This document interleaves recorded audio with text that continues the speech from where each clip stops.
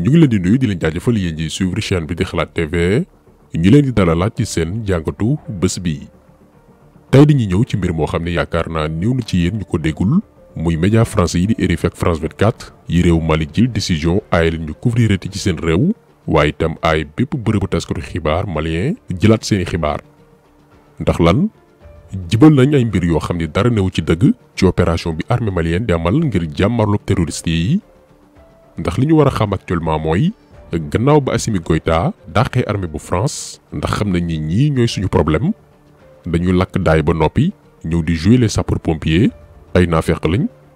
France ak seeni médias de propagande waxoon nañ leen ni RFI ak France 24 présidence bu France mooy seen kilifa ñoom ñaar ñëpp groupe France Média Monde bi Élysée di financé moo leen moom. politique bi France namm suñu réew yi ñoom loolu la ñuy suuxat. donc à travers seeni support d'information yi nga xam ni ñoo ngi présent fépp ci Afrique dañu bëgg a gëmloo ni malien yaa ngi bëgg a dee gannaaw ba fa soldat français yi jógee terroristes yi sonal nañu leen lool actuellement seen campagne yëpp lool la. te képp kuy gëstu di nga xam ni am na coppite bu rëy yu ci am depuis ba ñu dàqee armée bu France daañu leen jox quelques exemples yu koy firndeel bilan wu armée malienne diggante bi fa France jógee ngir ñu bari comprendre naka la médias yi dangereux ci manipulation ak jibal xibaar yu wérul. te malheureusement ñun Sénégal par exemple suñu këru taskatu xibaar yi bu ñuy joxe information ci Mali ci site RFI wala France 24 lañuy dem copier information bi digtal ko sénégalais bi nga xam ne dafay jàpp ni lii yëpp dëgg la. ba tax na ñu bëgg indi leeral ci fànn woowu mais aussi wan leen l'hypocrisie de l'Occident réewu nasaraan si ni ñu foowee. jamono ji ñuy wax ak yéen waa OTAN di mbootaay bi bu ñoom France États-Unis et consorts fexe nañ ba censurer dagg bu mu jokkalante bi dox suñu digganteeg mboolem média boo xam ne Russie nga bàyyi ko day joxe information boo xam ni dafa arranger Vladimir Poutine. liñ ci jublu mooy li xew dëggantaan diggante Russie ak Ukraine lii ñun daan ci ñëwaat nga bañ koo xam. ñoom ñooy tëgg seeni information comme niñ ko bëggee jaaree ko ci seeni média te faaw loolu nga war a gëm par force ndax bloqué nañ yenn këru taskati xibaar yu Russie moo xam télévision. rajo site internet ba ci yenn chaîne YouTube yi ngir bañ nga am ñaari version yu bokkul xalaatal sa bopp maanaam gannaaw boo dégloo RFI France 24 The Times CNN ak yeneen médias occidentaux ba noppi nga daagu ndànk ci médias russes yi xool foofee la fa nekk daal di comparer li yenu maanaam déet. jamono yii xañ nañ ñu loolu noonu à moins que nga connecté wu ci beneen monde virtuel bu ñu naan la darknet foofu moo ëpp liberté ëpp itam protection. donc est-ce que yéen a gis seen paradoxe bi occidentaux yi fexe nañ ba bloqué mboole médias russes yi nga xam ne li ñuy wax arrangé wu leen mais barki démb ba Assimi Goïta dàqee RFI ak France 24 ndax jibal xibaar yu wérul déglu leen li Macron wax. Je condamne avec la plus grande fermeté cette décision qui me semble totalement contraire aux valeurs. Je pense que cette décision est grave, elle est prise par une transition qui, je le rappelle, est le fruit de 2 coups d'État. Et j'en appelle à la CEDEAO, l'organisation régionale, et à l'Union africaine pour prendre les décisions qui conviennent et que la France appuiera, comme nous l'avons fait à chaque fois qu'ils ont pris leurs responsabilités, pour que, à la fois, les violences, et on le voit bien, la fermeture, le déni de l'information et du droit des journalistes à librement informer, puissent cesser. Emmanuel Macron nee na dafay ñaawlu xañ bi ñu xañ malien yi ak ñeneen jot ay xibaar muy seen àq ak yelleef gannaaw ba ñu suspendre RFI ak France 24. waaye même Macron boobu noonu ak Joe Biden ak yeneen réewu Occident yi ñoo mànkoo bloqué ay médias d'État yu Russie ngir xañ àdduna gépp xam li xew. donc kuy wër ñu foo rek jàppal ñi France mooy dëkk bi gën a naafeq ci àdduna bi lii leeral bu ndaw la bu ñu bëggoon def laataa ñuy avancer. ngir ñu faire très attention ci réew yu mel nii ak lépp lu tàq ci ñoom. lan la média de propagande yu ci mel ni RFI ak France 24 nekk di def depuis ba Assimi Goïta dàqee armée française dàq itam seeni ambassadeur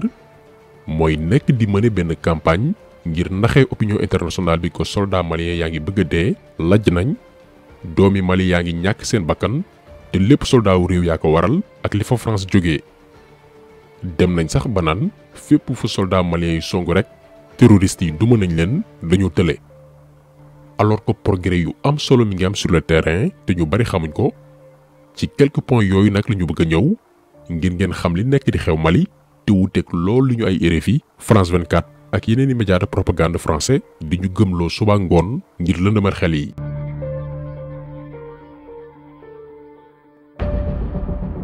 bi France di engagé wu Mali entre 2012 et 2013 ngir nee nañ yaay dañuy xeex wàllum terrorisme déglu leen ngir nee nañ dañuy xeex wàllum terrorisme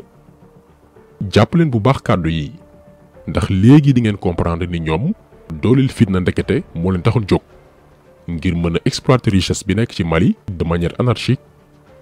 maanaam mu leer la ni suuf si am na or fer zircon wala beneen ressource naturelle nga créer fa tension encercler ko wër ndomba zone boobu noonu ne bu fa kenn dem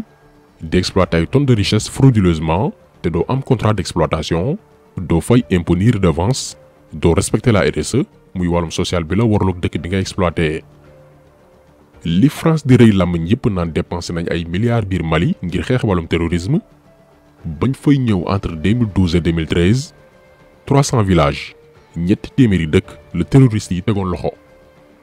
France nekk fa 2012 2013 ba 2021 bi ñu jël décision dàq leen terroristes yi romb na ñetti téeméeri villages yi ñu teg loxo samp fa seen makkaan yegg ba ci 16000 villages fukk ak juróom benn junni village terroristes yi récupéré nañ ko diggante bi fa France nekkee maanaam ci juróom-ñeenti at yi fa soldats français yi def suufu Mali yi terroristes yi occupé woon dafa multiplier wu par ay centaines kon ñi lan moo fa newoon seen njariñ dooleel terrorisme foofu noonu ngir mener seen activité illicite ci suuf te état malien du am benn contrôle ci territoire am du maîtriser les xew sur le terrain France mooy contrôler lépp lii moo xewoon Mali. la preuve li koy firndeel accord militaire bi état malien signé woon ak France lan moo ci nekk France dafa ni armée malienne ci boppam amoo droit survoler maanaam yéeg ci hélicoptère wala avion de guerre mbaa utiliser sax drone de surveillance ngir xool lan mooy xew ci zone yi nga xamante nii nee nañ terroristes yi ñoo fa nekk te amoo sama autorisation. est-ce que yéen ngi rendre compte gravité lii ñu leen di wax durant juróom-ñeenti at yi fa soldats français yi nekkoon soldats maliens yi ñi nga xam ne ñoom ñoo moom seen réew dañu leen tere ñu yéeg ci propellan mbaa utiliser beneen xeetu moyen ngir yër liy xew ci yenn dëkku Mali yi tant que France joxu leen ndigal. lii la fa ñoom Assimi Goïta ak premier ministre am muy Choguel Maïga fekk ne dafay dàkk dootul am suñu réew kenn duñu ci wutal sens interdit naan ñu fii ak fii ngeen di survoler déet. bi transition bi soxlaa document boobu noonu accord militaire boobu lee Macron dafa lànk ne du ko joxe transition bi ñoo def seeni pexe ba am document original bi nga xam ni Ibrahima Boubacar Keïta bàyyiwu ko woon ci palais bi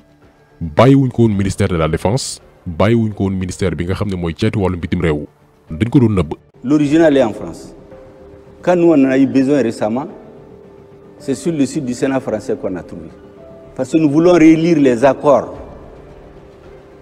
déséquilibrés qui font de nous un État qui ne peut même pas survoler son territoire sans autorisation de la France. Ces accords, nous les avons relis. Ça fait partie des choses pour lesquelles ils montent le monde contre nous. Je préfère le redire. Nous avons relis ces accords, le gouvernement qui est là aujourd'hui, et on les a envoyés. Vous croyez qu'on va rester dans ça? Ce gouvernement qui est en place, avec le colonel Assimi Goïta à la tête, a décidé que nous n'allons plus demander d'autorisation à qui que ce soit pour survoler notre territoire. lii moo xewoon Mali kuy def nag ba noppi bañ ko la surveiller di xool li ngay def c'est parce que say pexe jubul te effectivement loolu moo tax bi fa France di ñëw terroristes yi ñetti téeméeri village dong la ñu occupé woon mooy lu neexoon réglé mais bañ fa defee juróom-ñeenti at daanaka lu jege fukki at